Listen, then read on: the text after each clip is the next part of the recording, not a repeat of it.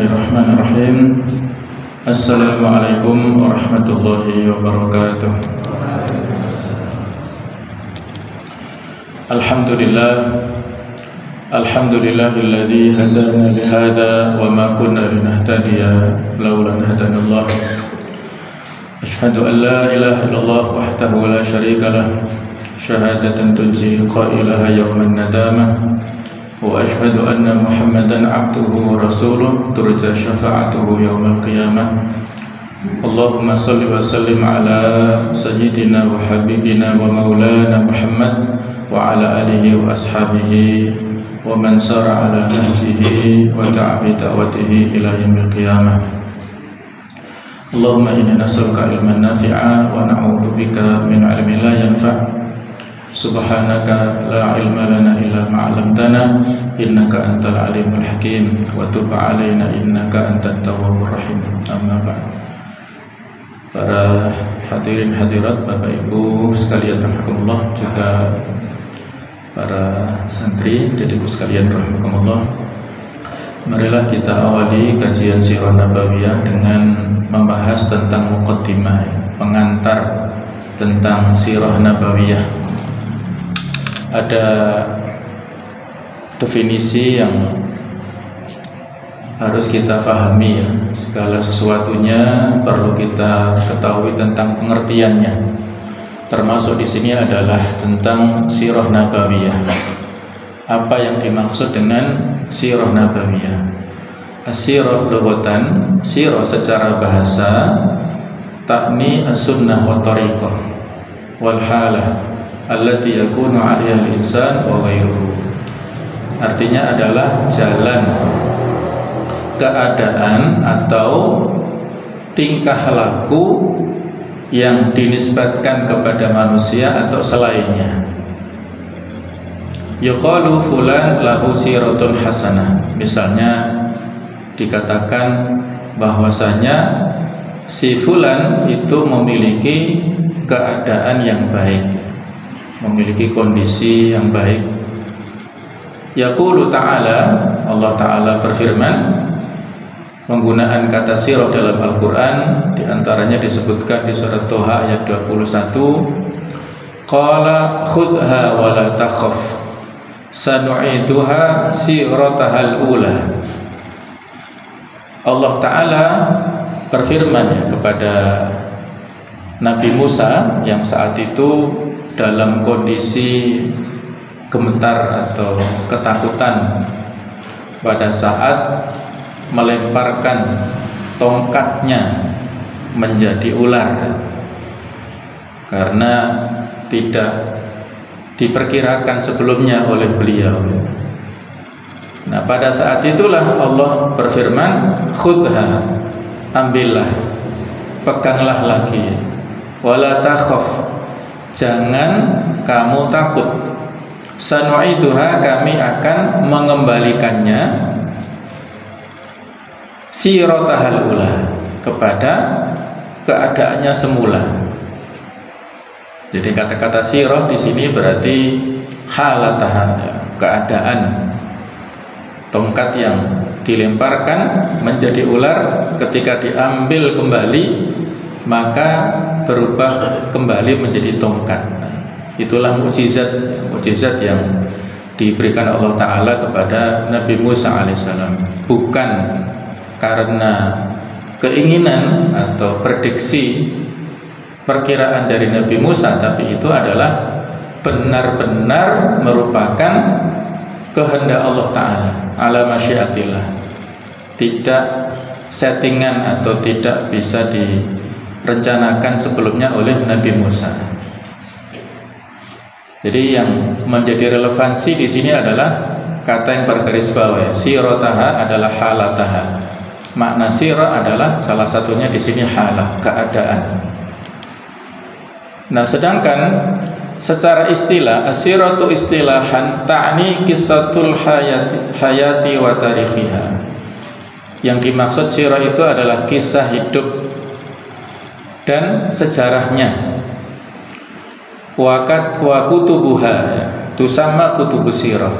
Jika disebut Di sini kitab-kitabnya berarti kitab-kitab sirah, perjalanan hidup seseorang. Yuqalu qara'tu sirata fulan ay tarikha hayatihi. Saya misalnya dikatakan saya membaca sirah perjalanan hidup si fulan, berarti saya membaca sejarah kehidupannya. Yang kalau dalam bahasa kita lebih gampangnya biografi lah. Biografi itu adalah perjalanan hidup seseorang yang ditulis oleh orang lain ya. Kalau autobiografi kan ditulis sendiri ya. Jadi kalau sirah di sini lebih tepatnya adalah biografi. Sirah nabawiyah berarti biografi kehidupan Rasulullah Shallallahu Alaihi Wasallam. Nah, mudahnya seperti itulah ya. Nah, sementara yang dimaksud dengan as-sirah an-nabawiyah ini kan as-sirah secara istilah umumnya ya. Sedangkan kalau dikasih sifat nabawiyah as-sirah karena dia muannats, maka sifatnya muannats ini. Secara jenis kata ini adalah muannats atau perempuan. Jadi as-siratun nabawiyah ta'ni majmu'u ma warada lana min waqa'i hayatin nabi sallallahu alaihi wasallam wa sifatihil khuluqiyah wal khalqiyah mudhafan ilaiha wa zawatuhu wa sarayahu. Jadi sirah nabawiyah itu adalah kumpulan hal-hal yang sampai kepada kita berupa peristiwa-peristiwa atau kejadian-kejadian dalam kehidupan Nabi Muhammad SAW. Kemudian juga wasifatuhu al-khulqiyah atau wal khalqiyah di sini. Sifat-sifat Nabi SAW baik sifat dalam bentuk budi pekerti, akhlak, moral, ataupun khalqiyah, kaitannya dengan sifat fisik beliau. Mudhafan ilaiha wa zawatuhu wa sarayahu. Ditambahkan lebih dari itu adalah berkaitan dengan peperangan dan ekspedisi Nabi sallallahu alaihi wasallam. Ghazwah ya, ghazawat itu adalah mufradnya, kata tunggalnya adalah ghazwah.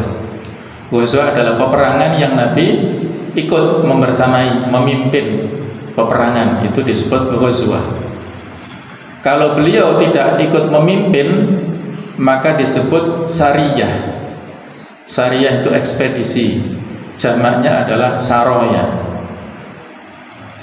Berapa jumlah peperangan yang dipimpin oleh Rasulullah SAW? Ini ada yang berpendapat sebanyak 27 kali ghazwah yang beliau ikut terlibat di situ, memimpin ya.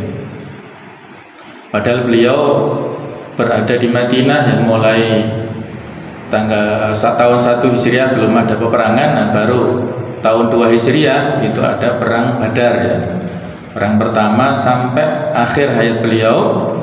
Jadi kurang lebih pada saat beliau di fase Madinah ya, tahun 2 sampai akhir hayat beliau berarti 9 tahunan. Itu melakukan ghazwah, peperangan sebanyak 27 kali. Kalau di rata-rata 27 dibagi 9 berarti per tahunnya berapa Pak? 3 kali ya, kurang lebihnya ya.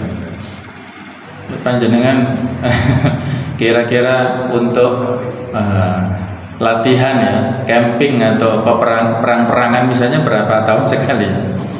Nah, jadi beliau pada kurang lebih setahunnya itu 3 kali ya. 1 kali peperangan itu membutuhkan waktu yang tidak sebentar ya, lama. Perang Tabuk misalnya beliau sampai membutuhkan waktu 50 hari. 15 hari perginya ya, dari Madinah ke Tabuk itu jauh sekali, 300 kilometeran ke arah utara. Terus di sana 20 hari, pulangnya 15 hari. Jadi 50. Nah, 50 hari ya, meninggalkan keluarga dan urusan-urusan yang lainnya. Nah, itulah kehidupan beliau yang diwarnai ghazwah ya. Kemudian sariyah itu Ada yang berpendapat adalah 47 kali, lebih banyak lagi. Beliau yang tidak ikut tapi didelegasikan ke sahabat yang lain untuk memimpin, lebih banyak lagi, 47 kali. Nah itulah kalau diisi ya kehidupan beliau, sirah perjalanan beliau ini banyak tentang ghazwah dan juga syariah ini, sehingga kalau misalnya beberapa waktu yang lalu ada wacana dari kementerian untuk menghapuskan tentang materi peperangan dari sejarah kehidupan Nabi, maka berarti menghapuskan sekian persen dari sejarah perjuangan beliau, yang alasannya tidak logis lah ya, alasannya supaya tidak menanamkan jiwa radikalisme ataupun ekstremisme di kalangan para peserta didik. Saya kira alasan yang tidak pada tempatnya lah ya, karena dalam sejarah beliau peperangan bukan untuk itu ya. Peperangan justru dalam rangka untuk menyebarkan Islam, menyebarkan dakwah. Kalau perang itu kan tahap akhir ya, ketika tahap pertama dakwah tidak mau diterima oleh objek-objek dakwah beliau, kemudian tawaran kedua adalah ditarik upeti jizyah. Nah baru tahap yang ketiga ini ya, jadi tidak serta-merta langsung dilakukan peperangan ya, ada tahapan-tahapannya. Nah dari sini kita akan membahas dalam sirah nabawiyah ini sifat-sifat beliau secara akhlak ataupun dalam bentuk fisiknya ya. Ada tambahan di sini ya, saya kasih ini penjelasan tentang bagaimana kondisi sifat-sifat atau ciri-ciri fisik Rasulullah SAW. Ada buku yang bagus sekali, kumpulan hadis dari Imam At-Tirmidzi tentang sifat ciri fisik Rasulullah yang diberi judul Asy-Syama'il Al-Muhammadiyah. Sudah ada terjemahan buku ini. Nah, ini saya kira bagus ya, dijadikan sebagai referensi. Bisa barangkali sudah ada di masjid ini ya, Sambut.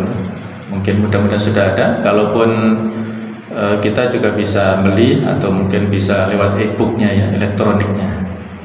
Nah ini kurang lebih sebagian di antara hadis yang menunjukkan bagaimana ciri kondisi fisik Rasulullah SAW. Hidungnya mancung dengan tulangnya kecil, sebagaimana postur wajah orang-orang Arab seperti itu.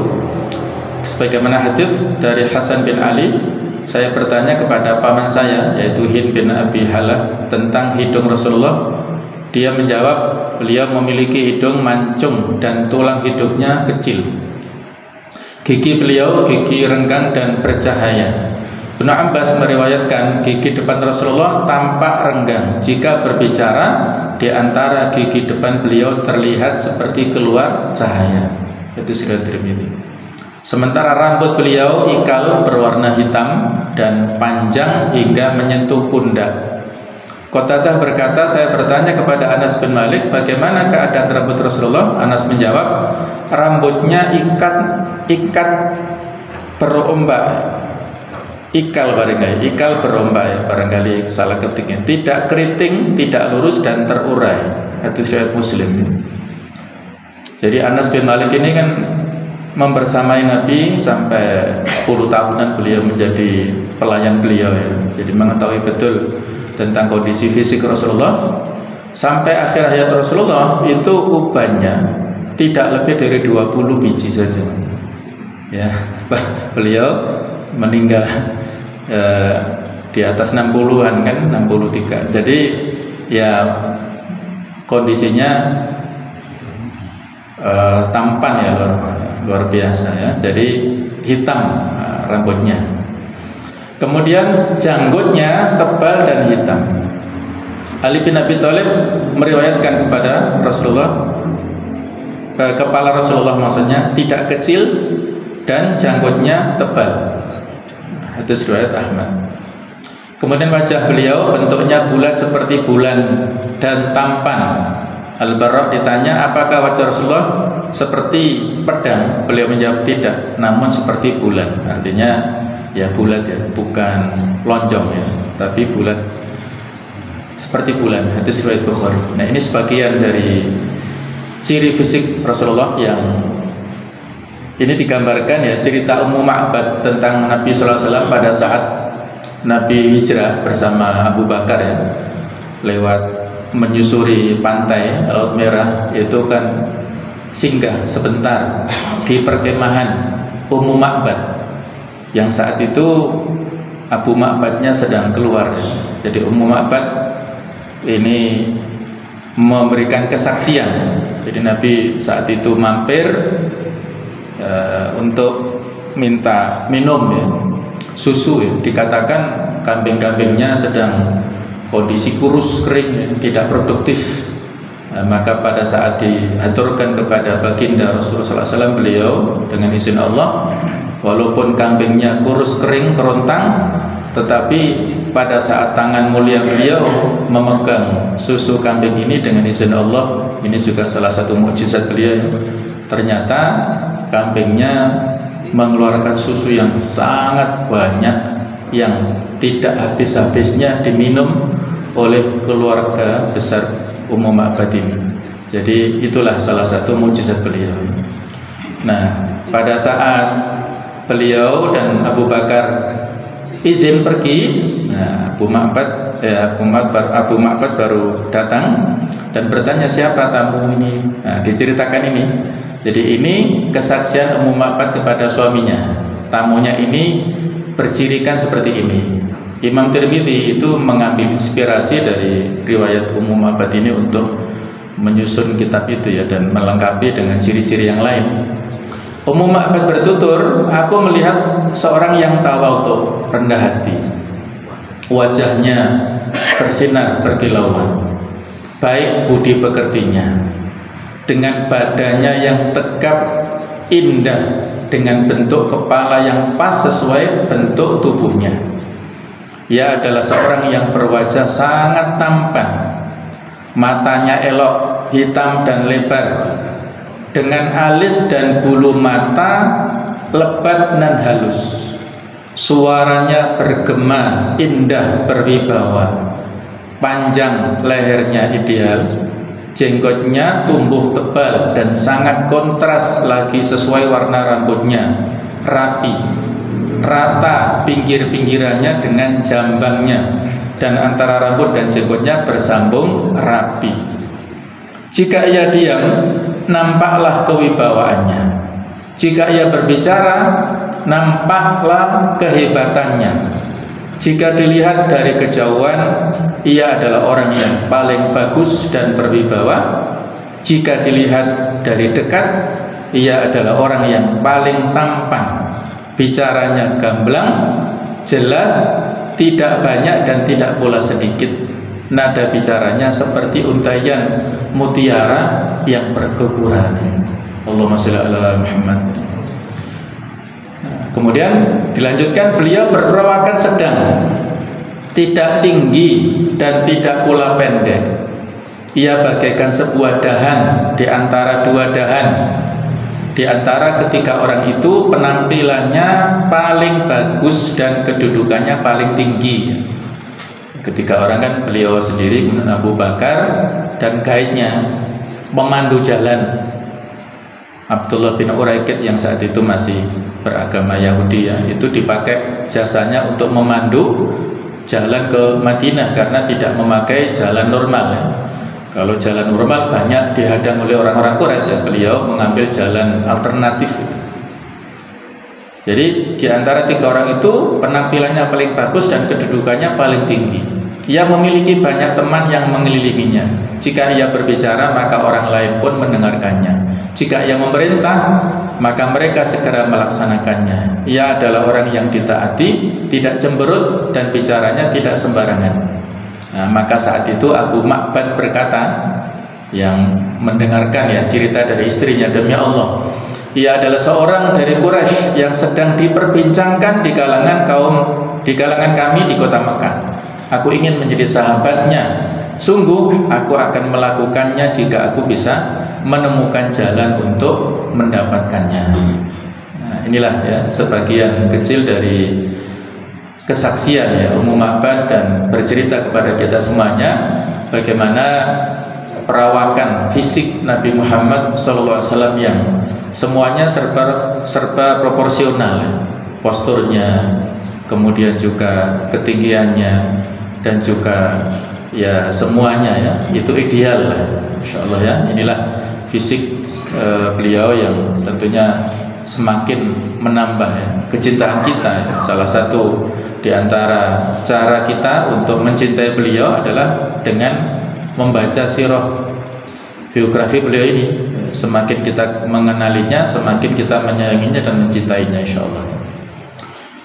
Nah, jemaah sekalian, tadi kaitannya dengan al-khalqiyah ya, akhlak beliau.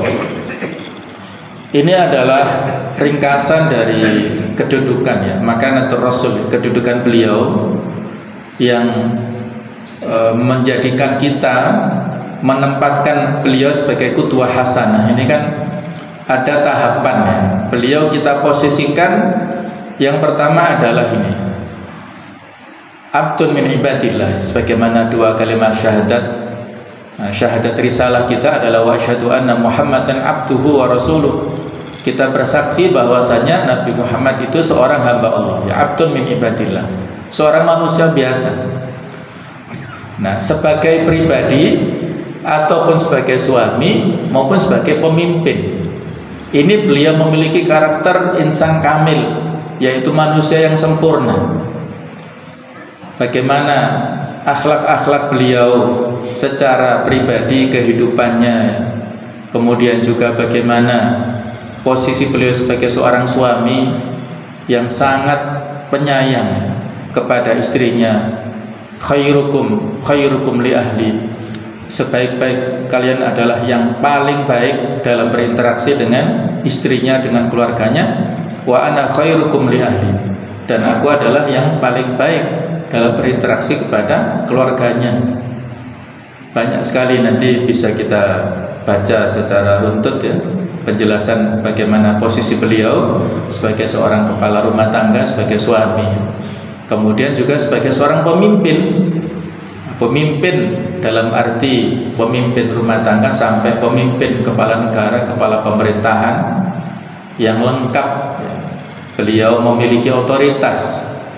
Kalau di negara demokrasi ya, pembagian trias politikal itu ada 3, yaitu yudikatif, legislatif, dan eksekutif. Nah, pada saat beliau dulu, posisi beliau sebagai pemimpin merangkap 3-tiganya, yang kalau saat ini susah untuk ditiru ya. Kewenangan ini kan dibagi dalam negara demokrasi. Kalau pada saat dulu digabung dalam pribadi beliau. Beliau adalah sebagai pemimpin yang membuat undang-undang ya dari sisi legislatifnya, kemudian beliau juga penegak undang-undang yudikatifnya, dan juga eksekutif pelaksananya. Nah, itu beliau memang sebagai seorang pemimpin yang lengkap ya, peran dan fungsinya itu. Nah, jadi manusia sempurna, insan kamil. Nah, sementara posisi beliau sebagai seorang rasul, sebagaimana rasul-rasul yang sebelumnya, ada 4 sifat asasi ini, baik itu siddiq, sifat amanah, sifat tabligh, menyampaikan, tidak disimpan sendiri, risalah yang telah diberikan Allah, kemudian cerdas, fatonah. Nah, itulah akhlak beliau yang disebut Aisyah kana khuluquhul Quran. Akhlak beliau adalah akhlak yang Qur'ani. Nah, jadi dari posisi beliau sebagai seorang manusia yang sempurna dan berakhlak Qur'ani, maka kita tempatkan beliau pada posisi qudwah hasanah, yaitu seorang yang bisa kita contoh. Ini sifat asasi sebagaimana yang dimiliki oleh para rasul yang lainnya ya, memiliki sifat siddiq. Artinya benar. Benar adalah suatu sifat yang mulia yang menghiasi akhlak seseorang yang beriman kepada Allah dan kepada perkara-perkara yang ghaib. Siddiq merupakan sifat pertama yang wajib dimiliki para nabi dan rasul, yang dikirim Tuhan ke alam semesta ini, ke dunia ini bagi membawa wahyu dan agamanya. Pada diri Rasulullah bukan hanya perkataannya yang benar, malah perbuatannya juga benar, yakni sejalan dengan ucapannya. Jadi mustahil bagi seorang Rasul itu bersifat pembohong, penipu dan sebagainya. Itu suatu hal yang lazim dimiliki ya, sifat siddiq ini. Kemudian dilengkapi dengan amanah, berarti dapat dipercaya. Sebelum menjadi Rasul pun beliau telah diberi gelar Al-Amin, dapat dipercaya. Pernah beliau mendapat titipan ya, dari seorang pedagang Yahudi, titip kepada beliau, ngakunya sebentar ya.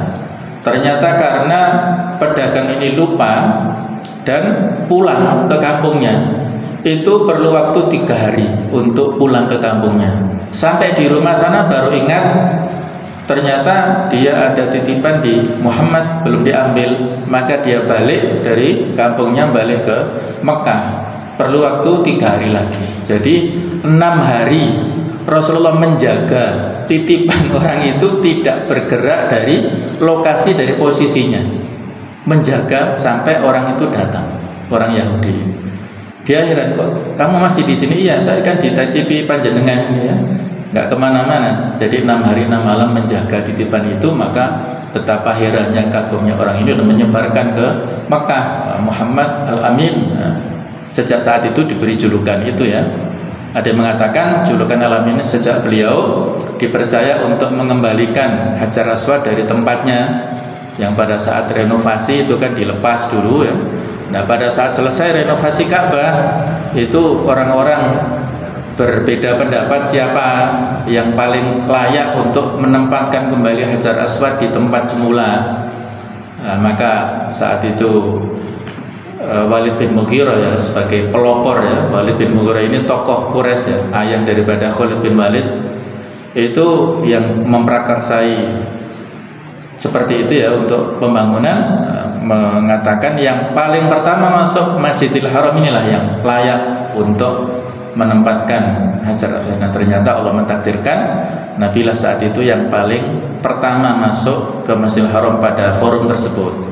Nah, maka beliau membeber ya, sorban beliau dan menyuruh tokoh-tokoh penting Quraisy untuk memegang ujung-ujung sorban beliau, dan beliau meletakkan Hajar Aswad di tengah-tengah sorban. Nah, para pembesar Quraisy itu memegang ujung-ujung sorban beliau, dan pada saat sudah dekat dengan dinding Ka'bah, beliau sendiri yang meletakkan Hajar Aswad di tempat semula. Nah, itulah beliau yang berhasil menyelesaikan perbedaan pendapat ya. Pada saat itu mendapatkan julukan Al-Amin. Jadi amanah, tidak berkhianat ya. Beliau selalu menyampaikan semua ajaran diterimanya, tidak ada satupun yang disembunyikan, termasuk tentang Isra Mi'raj yang sulit diterima logika. Sedangkan tabligh artinya menyampaikan segala firman Allah yang ditujukan oleh kepada manusia, yang disampaikan oleh beliau, tidak ada yang disembunyikan walaupun ianya menyinggung baginda sendiri. Artinya ada wahyu tertentu yang menjadi peringatan untuk beliau, itu tidak ada yang disembunyikan. Fatona adalah sifat cerdas atau pandai. Salah satu buktinya adalah keahlian beliau dalam merancang strategi dan taktik perang. Setiap peperangan yang Rasulullah pimpin selalu berbuah kemenangan. Selain cerdas sebagai panglima perang, Nabi Muhammad juga pandai dalam memberikan solusi terhadap suatu masalah yang pelik, baik saat maupun sebelum menjadi Rasul. Kita tentu masih ingat mengenai peristiwa Hajar Aswad yang sudah saya terangkan tadi. Jadi beliau cerdas ya, walaupun beliau punya dalam hal tertentu ini ada hikmah yang sudah kita jelaskan ya, punya karakter ummi. Ummi itu secara bahasa buta huruf, tidak bisa baca, tidak bisa tulis. Nah, jadi masyarakat Arab memang rata-rata adalah ummi. Itu ya, alladzi ba'atsa fil ummiyina rasulan ya. Allah yang telah mengutus rasul pada masyarakat ummi. Nah, Hikmah yang sudah kita sampaikan bahwasanya di antara hikmahnya adalah supaya tidak ada tuduhan Al-Quran dibuat oleh Nabi Muhammad sendiri, tapi ini betul-betul wahyu yang disampaikan Allah lewat malaikat Jibril kepada Rasulullah. Walaupun ada yang mentakwilkan ya, seperti Gus Baha misalnya mentakwilkan ummi itu ya dengan terjemahan ibu seperti ibu ya.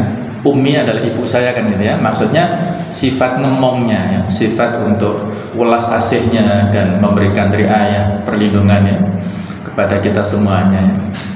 Laqad ja'akum rasulun min anfusikum azizun 'alaihi ma anittum harisun 'alaikum bil mu'minin raufur rahim. Nah, jadi itu adalah sifat yang dimiliki oleh beliau, sifat-sifat seorang rasul yang tadi tentang masalah ghazwah ya. Dulu para sahabat ya, sebagaimana kesaksian Ali bin Al-Husain, beliau mengatakan kunna nu'allimu ma ghaziya Nabi sallallahu alaihi wasallam kama nu'allimu suratan minal Qur'an. Kami dulu mengajarkan kisah-kisah peperangan Rasulullah seperti kami mengajarkan surat dari Al-Qur'an. Inilah yang kita singgung tadi ya. Dulu pelajaran utama kepada anak-anaknya adalah tentang bagaimana ghazawat ya, peperangan-peperangan beliau ini, sebagaimana para sahabat mengajarkan kepada generasi anak-anaknya itu adalah ayat-ayat dari Al-Quran, surat-surat dari Al-Quran. Artinya merupakan kurikulum primer lah pada saat itu ya. Nah, kalau tadi saya sampaikan ada wacana untuk penghapusan ya, berarti di sini tidak mengikuti sunnah hasanah yang telah dicontohkan oleh para generasi kita dulu ya. Baik, kita kembali ke sini ya. Jadi itulah tentang sirah nabawiyah yang mempelajari tentang khulqiyah, kemudian juga ghazawat ya. Nah, berikutnya kita akan bahas secara cepat ya tentang keutamaan kita mempelajari sirah nabawiyah ini banyak sekali ya. Dengan mempelajari sirah kita akan bisa memahami dan menghayati pribadi Rasulullah SAW. Tidak hanya cerdas, namun beliau adalah benar seorang Rasul, tertanam kuat dalam hati, memiliki akidah dan pengokoh, juga bisa memberikan pengokoh keimanan. Jadi karena beliau seorang Rasul yang yakin ya dengan pertolongan Allah, memiliki kekuatan iman yang luar biasa. Ketika Abu Bakar sangat khawatir orang-orang Quraisy melihat ke bawah ya, pada saat mereka berdua singgah di Gua Thur saat perjalanan hijrah itu. Nah, itu Abu Bakar sangat ketakutan. Seandainya orang-orang Quraisy duduk dan mendongak ke bawah, itu bisa melihat keberadaan Nabi dan Abu Bakar. Maka saat itulah Nabi dengan keyakinannya, la tahzan innallaha ma'ana, janganlah bersedih, Allah bersama kita. Tidak mungkin Allah menyia-nyiakan kita. Jadi itulah kokohnya keimanan beliau, dan contoh-contoh seperti itu sangat banyak. Kemudian kita juga mendapat gambaran al-mathalul a'la, tipe ideal menyangkut seluruh kehidupan kita. Sebagaimana yang sudah disebutkan Allah Ta'ala, ayat yang sering dibaca pada momentum-momentum maulid, laqad kana lakum fi Rasulillah uswatun hasanah, sesungguhnya telah ada pada diri Rasulullah suri teladan yang baik bagimu. Al-Ahzab ayat 21 ini. Kemudian juga sirah mencakup seluruh aspek kehidupan manusia. Kalau kita sandarkan kepada sirah nabawiyah, berarti di sana menggambarkan bagaimana perjuangan beliau saat berdakwah, bersusah payah di jalan Allah, merawat keluarga, menjadi pemimpin negara, menegakkan sistem yang hak terhadap apa yang dipimpinnya. Kemudian juga kita bisa merasakan perjuangan beliau menambah semangat berjuang, mengembalikan ruh jihad dan lain-lain, memberi kenikmatan ruhiyah bagi seorang mukmin. Kemudian juga sirah menceritakan secara lengkap kehidupan Nabi, Bahkan sejak pernikahan kedua orang tua beliau, sejak Nabi menerima wahyu, kisah kehidupan beliau bahkan tercatat dengan lebih detail ya. Tidak ada nabi lain yang sedetail perjuangan dan sirah beliau. Selain istimewa karena keuniversalannya, tidak ada nabi lain yang memiliki sifat selengkap beliau. Ada, kalau di nabi-nabi yang lain ya, ada yang panjang kisah perjalanannya ya, misalnya Nabi Musa ya, kemudian juga Nabi Yusuf, ada juga Nabi Ibrahim, ada Nabi Isa ya, tapi tidak sedetail yang ada di Sirah Nabawiyah ini. Jadi dengan mempelajari Sirah Nabawiyah ini kita akan lebih mengetahui secara mendalam bagaimana kondisi masyarakat pada saat beliau diutus. Nanti akan kita singgung ya, kondisi secara geografis dunia Arab pada saat itu, ataupun secara sosiologisnya bagaimana, sehingga kita akan bisa mengetahui tentang bagaimana latar belakang beratnya perjuangan beliau untuk merubah masyarakat ya.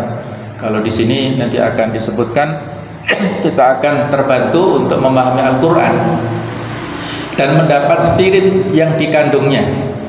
Banyak dari ayat Al-Quran yang baru dapat dijelaskan dengan sirah Nabi. Jadi sangat matching ya dengan materi kita, yaitu Ulumul Quran yang sudah kita singgung pada bulan yang lalu tentang turunnya Al-Quran ya, yang berangsur-angsur. Ini memiliki hikmah supaya kita bisa mengetahui ada relevansi keterkaitan antara ayat-ayat itu dengan peristiwa-peristiwa diturunkannya Al-Quran. Dalam mempelajari tafsir ini sangat penting kiranya kita memiliki referensi Sirah Nabawiyah, dan itu banyak sekali ya, misalnya ya tentang surat Al-Hasyr. Nah, jadi kalau kita bagaimana menafsirkan surat Al-Hasyr ini, ya harus kita baca Sirah Nabawiyah yang dilatar belakangi oleh pengusiran. Al-Hasyr kan pengusiran. Pengusiran siapa? Ya pengusiran Bani Nadir dari Madinah.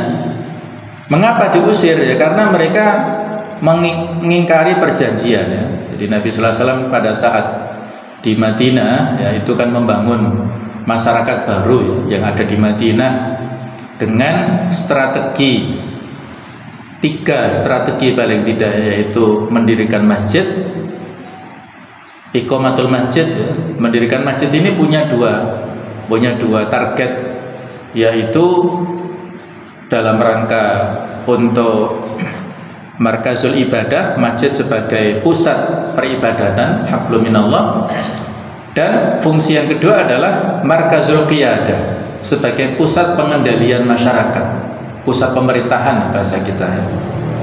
Jadi fungsi masjid itu harus 2 itu, pusat ibadah dan pusat pengendalian, pengaturan masyarakat.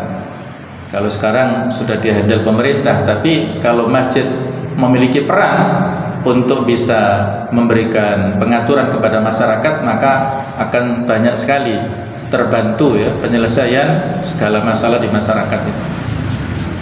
Nah, Al-Hasyr ini ya latar belakangnya itu. Jadi pada saat Nabi membangun masjid ini kan untuk konsolidasi internal beliau, kemudian yang kedua adalah at-ta'akhi bainal muhajirin wal ansar, menyatukan, mempersaudarakan antara kaum Ansar dan Muhajirin, sehingga mereka yang Muhajirin itu berhijrah dari Mekah, meninggalkan apapun, properti, perdagangan, semua yang mereka miliki ditinggalkan ya, gak bawa apa-apa ke Madinah. Maka disambut dengan gembira oleh masyarakat yang ada di Madinah, yaitu orang-orang Ansar. Walladzina tabawwa'ud dar wal imana min qablihim yuhibbuna man hajaru ilaihim. Itu cerita bagaimana ketulusan orang-orang Ansar menyambut orang-orang Muhajirin. Nah, yang ketiga adalah melakukan perjanjian antara orang-orang kaum muslimin dengan orang-orang Yahudi yang lebih dulu ada di Madinah, dengan membuat piagam Madinah, Sahifatul Madinah atau Wasiqatul Madinah. Itu piagam Madinah inilah yang disinyalir menjadi inspirasi adanya Pancasila itu ya. ada kemiripan ya, konsensus kesepakatan bersama antara penduduk yang ada di masyarakat dengan bermacam-macam ya, latar belakang atau heterogen dari sisi agama. Itu penduduk Madinah bisa mendapatkan atau mengalami kesatuan dan ukhuwah ya, ukhuwah watoniyah. Mereka bisa bersaudara, diikat oleh ikatan-ikatan persaudaraan dari sisi kenegaraan ya, tanah air. Nah, kemudian kalau di kita ya berupa Pancasila itu. Nah, orang-orang yang ada di sana 3 kelompok besar Yahudi, yaitu yang pertama Bani Qainuqa, kemudian Bani Nadir dan Bani Quraidah. Ini 3 suku besar di Yahudi. Bani Qainuqa terlebih dahulu berkhianat ya, diperangi dan terusir. Kemudian disusul oleh Bani Nadir. Nah, itu di surat Al-Hasr ini pengusiran Bani Nadir. Kemudian berikutnya disusul oleh Bani Quraidah. Nah, ini bisa kita tafsiri ayat-ayat tersebut dengan membaca sirah nabawiyah tentang orang-orang ahlul kitab yang bekerja sama dengan orang-orang munafik. Alam tara ilal ladzina nafaqu yaquluna li ikhwanihim alladziina kafaru min ahli kitab. Tidakkah engkau melihat bagaimana orang-orang munafik, gembongnya adalah Abdullah bin Ubay, itu kerjasama dengan orang-orang Yahudi Bani Nadir.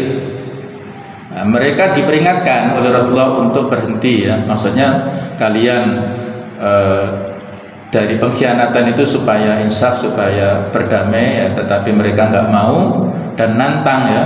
Mereka dikasih waktu kurang lebih selama 15 hari untuk bertahan ataupun meninggalkan Madinah dengan baik-baik. Tapi karena mereka mendapatkan janji dari orang-orang munafik, kalau kalian diusir, kami akan membela. Kalau kalian diperangi, kami akan ikut berperang bersama kalian. Nah, itu ada di surat Al-Hasr ya. Nah, itu bagaimana cara untuk menafsirinya ya, dengan membaca sirah nabawiyah. Berikutnya misalnya Al-Mumtahanah ya. Jadi ayat-ayat atau surat-surat itu banyak sekali yang bisa dijelaskan dengan mempelajari sirah nabawiyahnya. Kemudian bagaimana cara Nabi menyelesaikan persoalan ya yang ada di masyarakat? Banyak sekali ya. Beliau mengajarkan keislaman terkait dengan akidah, dakwah, tarbiyah, hukum agama. Kemudian juga bisa meningkatkan wawasan keislaman. Kemudian juga bagaimana melakukan model pembinaan tarbiyah, dakwah dan perjuangan Islam, memahami manhaj perubahan individu dan kolektif, dan juga mengetahui kemuliaan dan kebesaran Nabi. Sirah menceritakan kemuliaan seseorang yang dianugerahi wahyu oleh Allah Subhanahu wa taala, dan juga mengajarkan kepada kita tentang kemuliaan Nabi, namun juga tidak sampai mengkultuskan ya. Ini barangkali PR yang kita hadapi ya. Ada satu fenomena di masyarakat ya, yang kalau tadi saya sampaikan syahadat itu kan harus seimbang ya. Wa asyhadu anna Muhammadan abdullah wa rasuluh. Kita bersaksi Nabi Muhammad ini sebagai hamba Allah dan Rasulnya secara seimbang. Syahadat Muhammad Abdullah itu dalam rangka untuk menghindari apa yang namanya ifrat ataupun pengkultusan ya secara berlebihan. Kemudian kita bersaksi syahadat Muhammad Rasulullah itu adalah supaya kita terhindar dari tafrid. Tafrid itu adalah meninggalkan syariatnya ataupun melecehkan sunnahnya. Ini kan seimbang ya. Jadi harus seimbang. Maka disinilah juga penting ya untuk kita muliakan Nabi, tapi juga tidak sampai mengkultuskan sebagaimana orang-orang Nasrani mengkultuskan Nabi Isa ini. Nah, ini salah satu yang saya soroti di sini, pembinaan ya. Jadi misalnya saya kaitkan dengan sini ya. Ada bagaimana model dakwah beliau ya. Nah, ini contoh ya, bagaimana keberhasilan kaderisasi yang dilakukan oleh Rasulullah SAW pada awal-awal dakwah beliau di Mekah ya. Jadi bisa kita ambil pelajaran bagaimana sisi strategi beliau ya dalam berdakwah merubah masyarakat jahiliyah yang sudah sangat kronis ya. karena jauhnya masa risalah sejak diangkatnya Nabi Isa dan diutusnya Nabi Muhammad 600 tahunan, sehingga sangat kompleks permasalahan pada masa jahiliyah. Nah, model dakwah beliau adalah melakukan pembinaan SDM ini, membidik tokoh yang tepat untuk direkrut menjadi pendukung dakwah beliau. Siapa? Yaitu Abu Bakar ini. Abu Bakar ini tokoh sentral yang menjadi perekat untuk rekrutmen SDM kader-kader dakwah yang lainnya. Jadi ini 10 sahabat yang dijamin masuk surga tanpa hisab, sebagaimana hadis riwayat Tirmidzi. Jadi dari Abu Bakar inilah tokoh yang terekrut masuk Islam. Dengan terekrutnya Abu Bakar, maka direkrut Utsman bin Affan. Jadi Utsman bin Affan ini karena Abu Bakar. Kemudian ada Thulha bin Ubaidillah, Zubair bin Awam, Abdurrahman bin Auf, Sa'ad bin Abi Waqqas, dan Abu Ubaidah bin Al-Jarrah. 1, 2, 3, 4, 5, 6. 6 tokoh kunci ini hasil dari rekrutmen Abu Bakar ini. Dan dari mana masuk Islamnya? Kalau Ali kan langsung ya dari Nabi sendiri karena sepupu beliau, keponakan ya, atau sepupu beliau. Nah, kemudian kalau Umar bin Khattab ini adalah dari Fatimah. Fatimah itu adalah istri Sa'id bin Zaid ini. Ini adik iparnya Umar ya. Jadi Sa'id bin Zaid ini adalah adik iparnya Umar, yang saat itu Umar kan marah-marah ingin bunuh Nabi, terus datang ke rumah adiknya. Nah, saat adiknya ini diajari ya, saat itu gurunya bersembunyi ya di balik pintu ya. Dari mana masuk Islamnya Sa'id ini?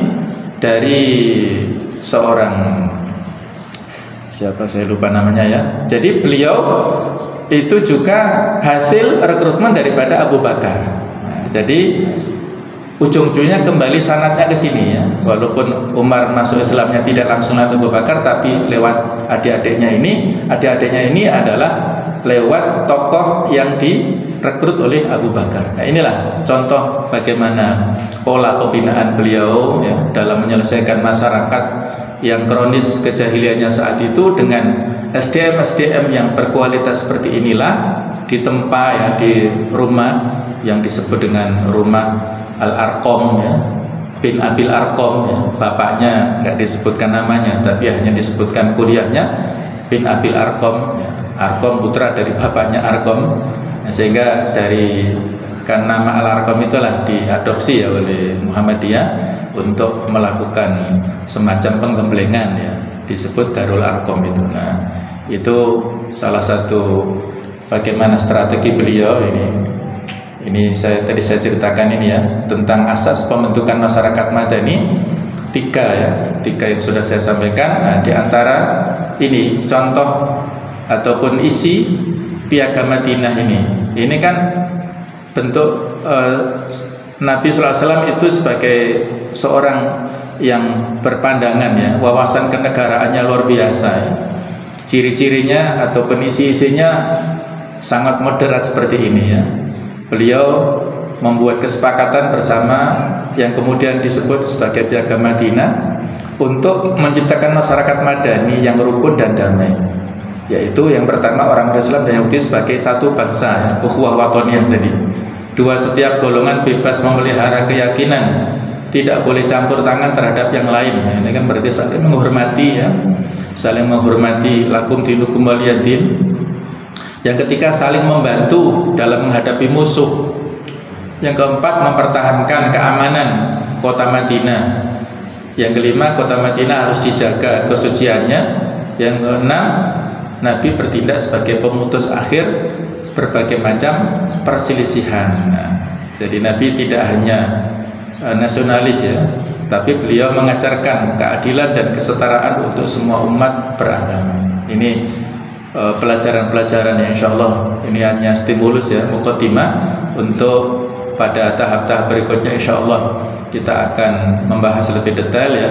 Dengan inilah kita akan bisa memberikan atau memiliki ya wacana yang lengkap bagaimana supaya kita lebih detail pengetahuan kita kepada Rasulullah, yang dengan itulah insya Allah akan menjadikan kita lebih cinta kepada beliau, dan mudah-mudahan kita dikumpulkan dengan beliau di surga Allah Subhanahu wa taala. Amin ya rabbal alamin. Demikianlah mukadimah yang bisa kita sampaikan pada kesempatan ini. Lebih dan kurangnya mohon maaf seikhlas-ikhlasnya. Subhanakallahumma bihamdika asyhadu an la ilaha illa anta astaghfiruka wa atubu ilaik. Assalamualaikum warahmatullahi wabarakatuh.